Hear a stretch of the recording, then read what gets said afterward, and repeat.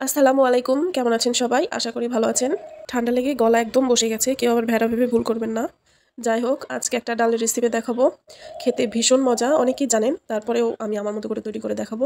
এখানে টমেটো, পেঁয়াজ, কাঁচামরিচ, ধনিয়া পাতা, রসুন সব কিছু করে কেটে নিয়েছি। এখানে 2 কাপ ডাল আমি 20 মিনিট ভিজিয়ে রেখেছিলাম, তারপর ধুয়ে পানি ছড়িয়ে নিয়েছি। এবার কড়াইয়ে 2 টেবিল চামচ সয়াবিন তেল দিয়ে দিলাম। এবার পানি ছড়িয়ে রাখা ডালগুলো দিয়ে দেবো। এবার এর মধ্যে একটা পেঁয়াজ কুচি, 7-8টা কাঁচামরিচ আর একটা টমেটো কেটে দিয়ে দেবো। আর বাকিগুলো বাগারের জন্য আলাদা করে রেখে দেবো। এবার ডালের মধ্যে 1 টেবিল চামচ লবণ, হাফ টিস্পুন হলুদ গুঁড়ো, হাফ টিস্পুন লাল মরিচের গুঁড়া, হাফ টিস্পুন জিরার গুঁড়া এবং হাফ টিস্পুনের একটু কম ধনিয়ার গুঁড়া দিয়ে দেবো।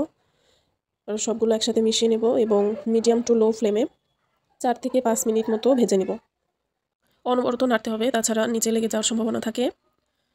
তো ভেজে নেওয়া হয়ে গেলে এখানে পরিমাণ মতো গরম পানি অ্যাড করে দিতে হবে। এটা আপনারা আপনাদের পরিমাণ মতো দিবেন। এবার ঢেকে সিদ্ধ হওয়া পর্যন্ত রেখে দেব। এই পর্যায়ে ডালগুলো সিদ্ধ হয়ে গিয়েছে এবং অনেকটা ফুলে উঠেছে, তবে অনেকটাই পানি আছে এখনও। পানি আরও শুকিয়ে নিতে হবে। ডালের দানাগুলো ঘুটে আবার মিলিয়ে দিবেন না। এই রেসিপিতে ডালের দানাগুলো আস্ত থাকতে খেতে ভালো লাগে।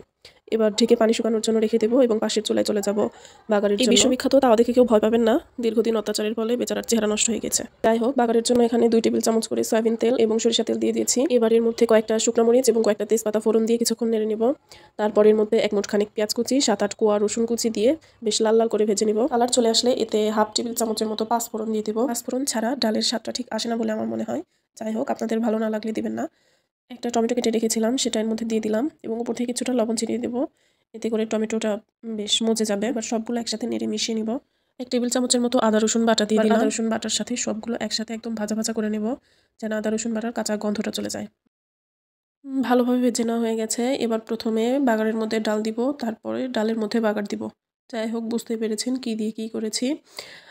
এবার সবগুলো একসাথে ভালোভাবে মিশিয়ে নেব এবং ভালোভাবে মিশিয়ে নেওয়া হয়ে গেলে উপর থেকে ধনিয়া পাতা ছড়িয়ে দিব। দেখেন কালারটা কত সুন্দর এসেছে। এবার ঢেকে একটা বলক তুলে নামিয়ে নেব।